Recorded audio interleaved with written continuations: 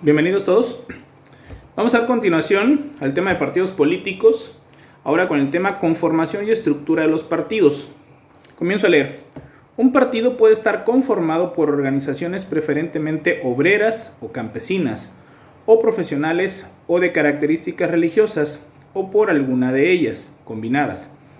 La estructura de un partido, en cambio, está condicionada por la división territorial que impera en el país y particularmente por aquella que se emplea para fines electorales.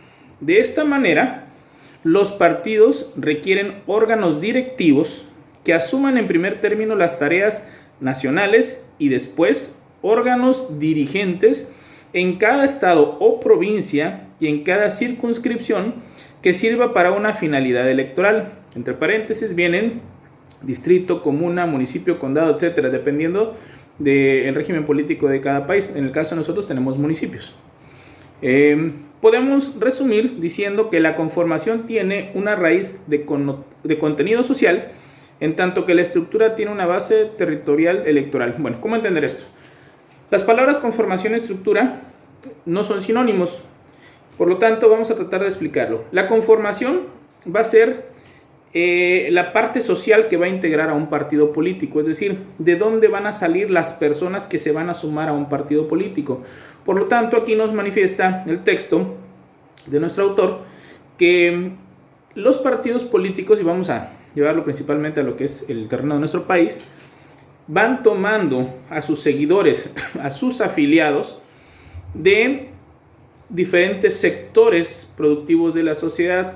Como ejemplo acá nos pueden ser obreros, pueden ser campesinos, pueden ser profesionales, es decir, gente de la clase media generalmente, con un título profesional, pero repito, que pertenecen a ese sector de personas que tienen un grado escolar, que están en la clase media, o en su caso pueden ser partidos que tienen vínculos con organizaciones religiosas. Y la parte final dice, o una combinación de todas ellas. En el caso de nuestro país, el partido de mayor antigüedad, que es el PRI, el Partido Revolucionario Institucional, ha tenido a lo largo de su historia una cercanía muy fuerte, un nexo muy fuerte, precisamente, con los obreros del país, ¿no? De tal suerte que por ahí, no sé, igual ustedes escucharon o no, que la CTM, la Confederación de Trabajadores de México, era así como que el brazo fuerte que integraba precisamente al PRI. Y por supuesto, se esperaba de ellos que votaran por el PRI en las diferentes elecciones que se tenían. Y cierto es que durante varias décadas la CTM tenía un lugar privilegiado dentro del PRI y para el PRI, por supuesto, ¿no? Hablando del tema de votaciones, pero también se le abría la puerta a dirigentes de lo que era la CTM para que fuera ocupando diferentes cargos, y hablamos de cargos altos dentro del partido. Obviamente que de ahí salieran candidatos que podrían convertirse después en gobierno, legisladores, ¿no? Entonces, el PRI tuvo este vínculo, y lo sigue teniendo, ¿no? Este vínculo muy fuerte con el sector obrero del país. Los campesinos también, y aquí voy a hacer un poquito mención lo que dice al final, lo dice, o algunas de ellas combinadas. Es decir, el PRI, aparte de tener a este sector obrero durante mucho tiempo y un sector obrero fuerte, se iban sumando al partido, lo iban conformando diferentes agrupaciones campesinas. Sin embargo, podemos ver también que en la actualidad los otros partidos políticos, sobre todo los partidos de izquierda, como puede ser Morena, van sumando también al partido político algunas agrupaciones campesinas. Es decir, no hay un solo grupo campesino en el país, hay muchos. Entonces, algunos se suman a un partido, otros se suman a otro. Pero vamos viendo que por un lado estaban los obreros, por otro lado llegan también los campesinos. Como dice acá también, de profesionales. Bueno, en el caso de los profesionales, nosotros hemos escuchado hablar de la Coparmex, hemos escuchado hablar de la Canaco, la Concanaco, etcétera, y diferentes agrupaciones de patrones principalmente. Obviamente estos patrones en su mayoría son profesionales que tienen títulos de contadores, abogados, administradores, es decir, son empresarios. Muchos de ellos son gente de clase alta, pero en su mayoría ahí hay mucha gente de clase media. Entonces, estas agrupaciones profesionales, a través o agrupaciones patronales, mejor dicho, en donde trabajan profesionales, también se van sumando a uno o a otro partido político. De tal suerte que una agrupación puede tener a personas dentro de esa agrupación que pueden comulgar con las ideas del PRI, otros con las del PAN, otros con las de Morena, otros con las del Verde. Es decir, dentro de la misma agrupación pueden haber personas que tengan afinidad por partidos distintos, aunque tienen un interés común, el que son o pertenecen a una agrupación de patrones, como podría ser la Coparmex. En su momento hay desplegados en donde estas agrupaciones pues se definen en su mayoría por uno u otro partido político, pero eso no implica que en la individualidad también los integrantes de estos gremios puedan optar por otros partidos. El tema de lo religioso, sí quiero hacer una aclaración. Los partidos políticos, recuerden, en nuestro país, por el estado laico en el que vivimos, no pueden ser religiosos ni abanderados por religiosos.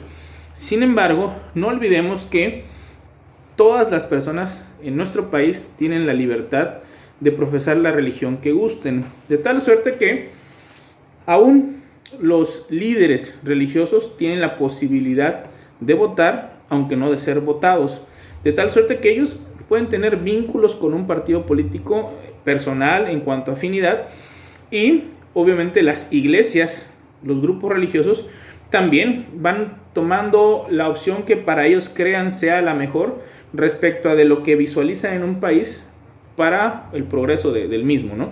Entonces, los grupos religiosos, aunque no pueden llegar a mandar dentro de un partido y por supuesto gobernar en nuestro país, no significa que no puedan haber agrupaciones religiosas que se definan por apoyar a un partido u otro, respetando la individualidad, por supuesto, de los feligreses. No quiero que se vayan a confundir en esta parte. Entonces, la conformación de un partido político tiene esa connotación social, es decir, de dónde va a salir la gente que va a integrar un partido político. Por supuesto, puede haber alguien que vaya de manera individual y me quiero sumar al partido. Sí, adelante, por supuesto, nunca se va a despreciar que una persona llegue y se sume solo. Pero generalmente los partidos políticos van buscando estas agrupaciones, estos sectores, para que le den mayor fortaleza y vayan robusteciendo lo que es la integración de su partido político. Ahora, ¿cuál es la idea? Pues por supuesto sumar a la mayor cantidad de gente, de agrupaciones, pues con la idea de ganar. Recuerden que esto se gana con votos, ¿no? Ahora, ¿en qué va a consistir la estructura? La estructura es distinta a la conformación. Ya tengo a las personas. La estructura implica es qué orden les voy a dar. Es decir, de qué manera vamos a jerarquizar a las personas que están ahí para que tengamos un orden con la idea de ganar elecciones, por supuesto. Entonces, tiene que haber una estructura organizacional, jerarquizada y electoral. Es decir, todas estas características en lo mismo, porque siempre la idea va a ser que el partido político, a través de sus candidatos, ganen elecciones. Entonces, necesitas una organización, tiene que haber líderes, como dirían de forma burda, tienen que haber generales, tienen que haber coroneles, pero también tienen que haber soldados rasos, es decir, quienes van a trabajar en lo que sería la parte operativa de campo, pero también quien estará tomando las decisiones, haciendo la comparación con lo que sería el ejército desde un cuartel, ¿no? Entonces, las estructuras de los partidos políticos van a tener generalmente, aunque le puedan variar un poco los nombres a nivel mundial, generalmente una estructura piramidal. Nosotros vemos las pirámides precisamente como un triángulo en donde la parte alta es pequeñita y la parte baja o la base es amplia, ¿no? Entonces, les pido por favor que vayan de la página en la que estamos, una página después, cambiamos de hoja y van a encontrar en donde dice estructura de los partidos una pirámide, precisamente. Van a ver ahí una imagen y un recuadro en donde nos va a hablar de que la pirámide en la imagen está dividida en 1, 2, 3, 4 partes. La parte superior, que es la más pequeña, dice comisión directiva o ejecutiva o comité. En la segunda parte viene el término comités regionales. Pueden abarcar varios estados o provincias. En la tercera línea, de arriba hacia abajo, comités de poblados o municipios. Y en la base aparecen unidades básicas del partido, secciones, mínimo grupo de militantes que responden a un conjunto de dirigentes. Bueno, ¿qué debemos entender acá? Que la estructura del partido político tiene que jerarquizar. En la parte alta está precisamente los que tomarán esas decisiones de cómo se debe llevar las riendas del partido para que pueda ganar elecciones. Generalmente en nuestro país se le llama Comité Ejecutivo Nacional, que es una agrupación de personas, no es toda es decir, no son todos los miembros del partido, quiero aclararlo. Es un grupo pequeño en comparación de todos los integrantes de un partido que estará tomando estas decisiones, que son las decisiones más importantes del partido. Por supuesto, escuchando a todos los integrantes del partido, pero la toma de decisiones la van a tomar precisamente este grupo reducido, selecto por ellos mismos, ¿no? Porque entre ellos eligen precisamente a los que van a dirigir el partido político. Cuando digo ellos, todos los miembros del partido. De aquí, aquello que habíamos platicado de que en un sistema de democracia también existen figuras oligárquicas, es decir, aquí un grupo pequeño va a tomar las decisiones, pero entre todos colocaron ese grupo pequeño para que mande dentro del partido. Entonces, partiendo de eso, esta comisión directiva o ejecutiva o comité, repito, en México se utiliza mucho el término Comité Ejecutivo Nacional, toma las decisiones. Ahora, tiene que venir un efecto cascada.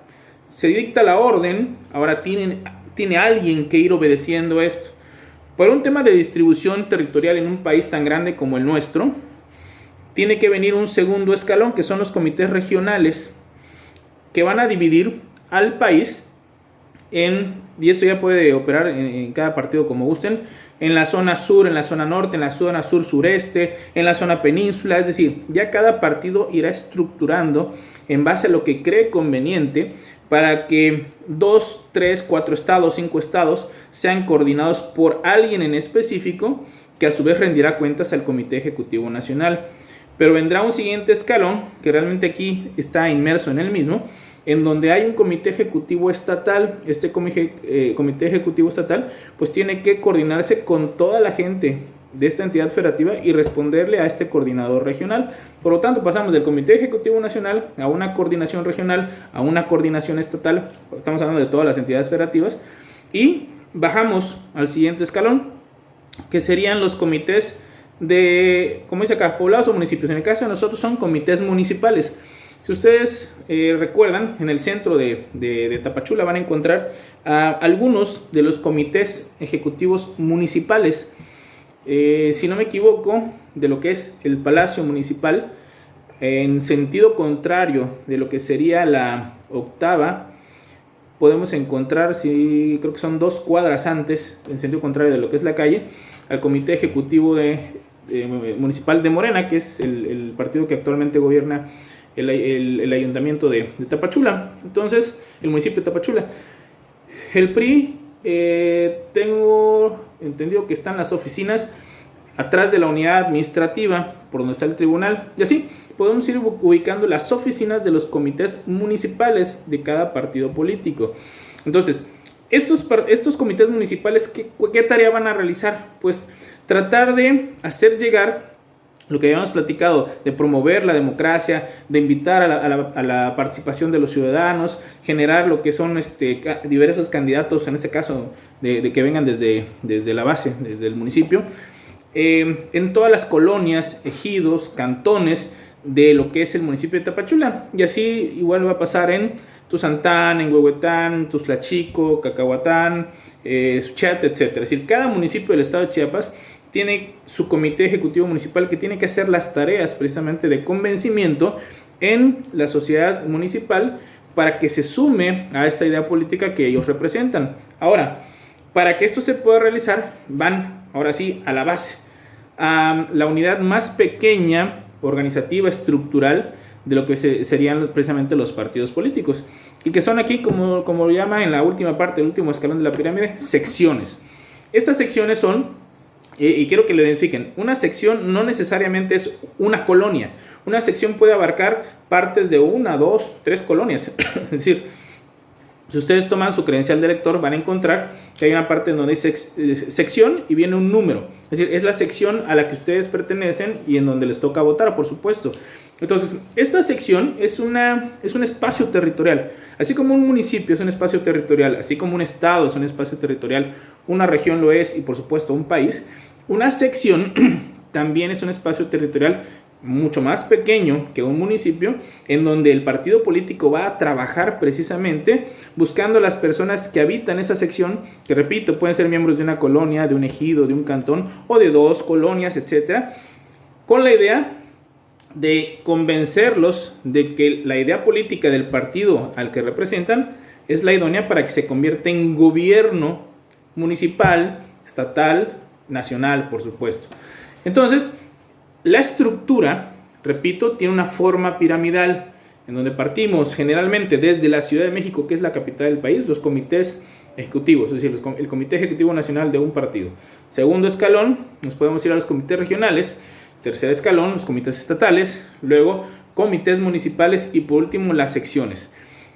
Sin las secciones, ¿funciona el Comité Ejecutivo Nacional? Definitivamente no. Es decir, necesitas una base fuerte para que la cabeza se sostenga.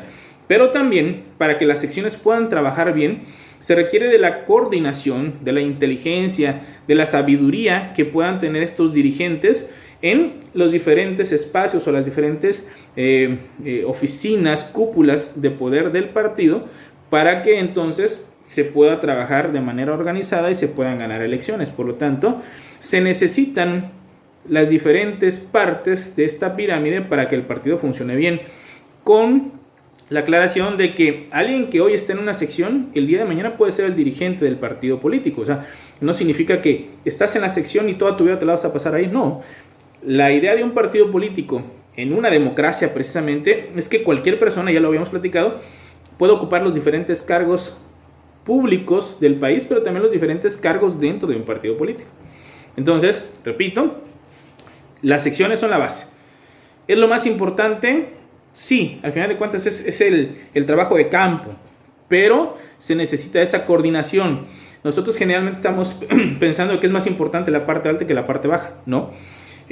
Siempre esa solidez en la parte baja se requiere, ese volumen de personas se requiere en la parte baja, por supuesto con una buena coordinación. Tiene que haber esa reciprocidad. Entonces, en una democracia recuerden que quien manda es el pueblo. Por lo tanto, si nos vamos a lo estrictamente puro, lo importante de un partido, más que la cúpula, debe ser la base, aunque a veces percibamos o se percibe como que es al revés, ¿no? Bueno, entonces, diferenciando conformación de estructura, conformación de un partido político es la base social, de dónde van a salir, de qué agrupaciones, de qué gremios van a salir los que van a integrar a un partido político, obreros, campesinos, profesionales, aspectos religiosos. Y la estructura va a ser la forma que va a tener, la forma organizativa, jerarquizada, territorial y electoral que van a tener los partidos políticos, con la idea, por supuesto, de todos los días tener un trabajo en la que puedan alcanzar e ir sumando cada vez más gente afines a la idea política y, por supuesto, que puedan ganar elecciones a través de candidatos precisamente de esta agrupación de personas. Bueno, entonces, repito, no es lo mismo conformación que estructura. La parte final, las últimas 2 líneas hacen mención de esto, ¿no? Podemos resumir diciendo que la conformación tiene una raíz de contenido social, es decir, de dónde sale la gente, y en tanto que la estructura tiene una base territorial electoral, es decir, vas a subdividir el país con la idea de permear hacia la sociedad, lograr convencer para que el día de mañana puedan votar por tu partido y pueda ganar elecciones. Siguiente, partidos de clase y pluriclasistas. Este tema ya lo vimos cuando estaban, bueno, ustedes espero que lo recuerden, cuando estábamos en sociología, hablamos de partidos o diferentes clasificaciones de los partidos políticos. Esta es muy simple. Primero habla partidos de clase y pluriclasistas. Los partidos de clase buscan representar los intereses de una sola clase social, entre la cual reclutan a sus partidarios y reclaman el poder para los pertenecientes a dicha clase, con exclusión de las demás. Ejemplo, los partidos comunistas. Bueno, los partidos de clase encierran o acorralan de tal suerte que quienes van a integrar un partido político solo deben ser de una clase social. ¿Por qué? Pues estamos más acostumbrados a los partidos pluriclasistas, en donde entran de diferentes clases sociales las personas que van a integrar un partido. Pero quiero que pensemos cómo funciona un partido de clase. El partido de clase le apuesta a una idea política en base a las necesidades de un sector poblacional en específico. En el comunismo, recuerden que se desaparecen después de la lucha de clases precisamente el tema de las clases sociales, o así debería de suceder en la doctrina más pura, ¿no? Si te queda una sola clase social, por lo tanto, debe haber un solo interés dentro de la sociedad, que es el interés o la respuesta al interés de esta clase social que emerge después de aquella lucha de clases en donde los oprimidos se rebelan ante los opresores y asumen el poder de un Estado. Bueno, eso ya lo habíamos explicado en su momento.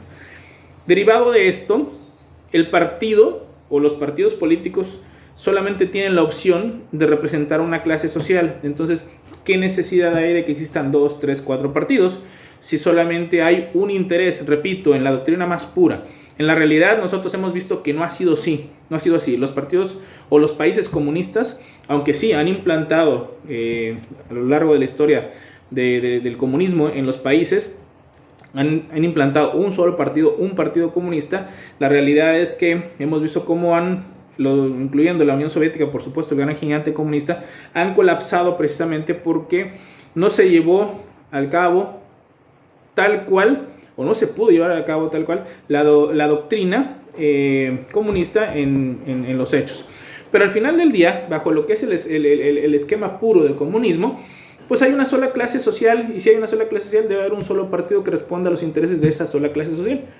Entonces, ahí es donde opera precisamente el partido de clase, aquel que va a encerrar a solo un grupo, a solo una clase social, derivado de los intereses que se encuentran. Ahora, en la actualidad ya no lo vemos. Así tengamos partidos que en su nombre puedan tener una connotación encaminada a una sola clase social, la realidad es que afilian de diferentes partes. Por ejemplo, si habláramos del Partido del Trabajo, generalmente lo asociaríamos con la clase obrera.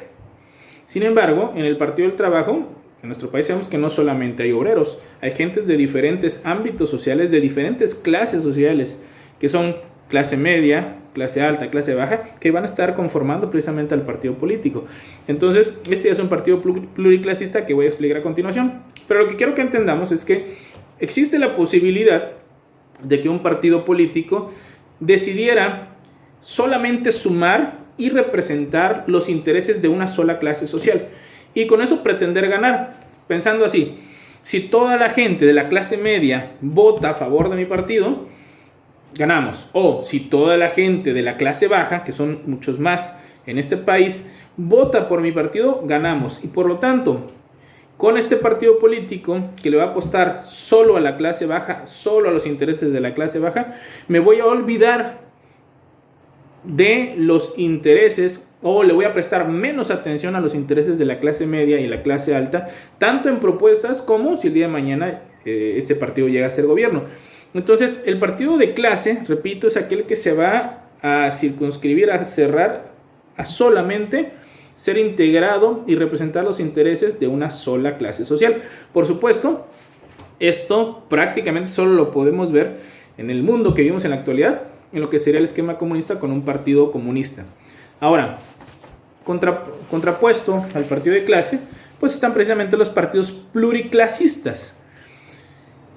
Leo: los partidos pluriclasistas, en cambio, tratan de conseguir a sus partidarios entre diversas clases sociales, los cuales se identifican por propósitos comunes y comparten ideas similares con relación a los problemas nacionales. Ejemplo, el Partido Revolucionario Institucional, pero aquí también podríamos poner al Partido Acción Nacional, podríamos poner a Morena, ya les hablé del Partido del Trabajo. Es decir, todos los partidos en nuestro país los podemos llamar pluriclasistas, porque si hacemos un análisis, una reflexión real, no hay un partido político en este país que diga: yo solo me ocupo de los pobres, o solo me ocupo de la clase media, o solo me ocupo de la clase alta.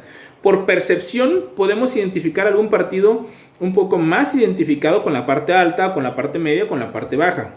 El gobierno actual, cuando estaba el actual presidente en campaña, pues manejó una frase como bandera que decía: por el bien de México, primero los pobres. Bueno, el hecho de que diga eso no significa no voy a atender a la clase media ni a la clase alta, o no voy a sumar a gente de la clase alta o a gente de la clase media precisamente al partido político. Todos sabemos que si el partido que gobierna nuestro país ganó actualmente con 30 millones de votos, significa que tuvo que haber venido, y así se vio, una suma de votos de mucha gente de la clase baja. Digo, por supuesto, el eslogan que manejaron iba muy encaminado hacia la parte baja, pero también muchísima gente de la clase media y muchos también de la clase alta votaron precisamente por la opción que hoy es gobierno. Entonces, los partidos pluriclasistas son aquellos que van a buscar partidarios, es decir, gente que se sume a la idea política, que se afilien al partido político, no solo en una clase social. La van a buscar en los diferentes lugares, en los diferentes ámbitos, en las diferentes escalas sociales, con la idea de ganar elecciones. ¿Cómo van a sumar a alguien de clase alta, media y baja cuando los intereses en cada sector pueden ser a veces muy distintos, sobre todo si ponemos a los polos opuestos, ¿no? Lo que es la parte baja y la parte alta? Bueno, van a haber temas que le van a repercutir, que le van a interesar mucho a los tres bloques, alta, media y baja, pero aún en los dos más opuestos, que sería la baja y la alta, les van a interesar, por ejemplo, tema de seguridad pública.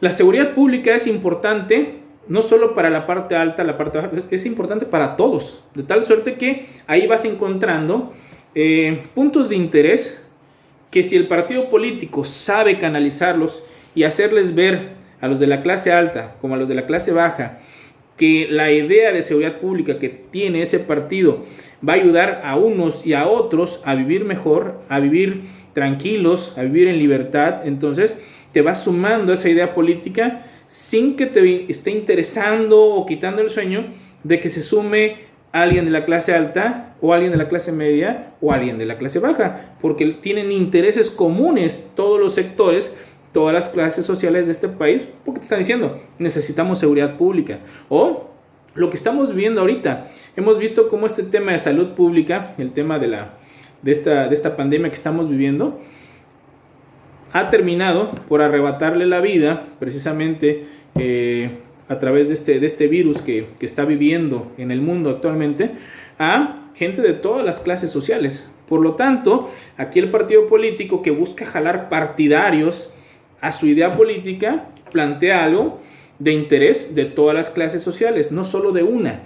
De esta manera vas fortaleciendo al partido, vas sumando partidarios, y el día de una elección, por supuesto, intentas ganarla, y en muchos casos se ganan precisamente en la suma de los votos de diferentes personas de diferentes clases sociales. Esos son los partidos pluriclasistas, aquellos que le apuestan a el convencimiento de todos los sectores.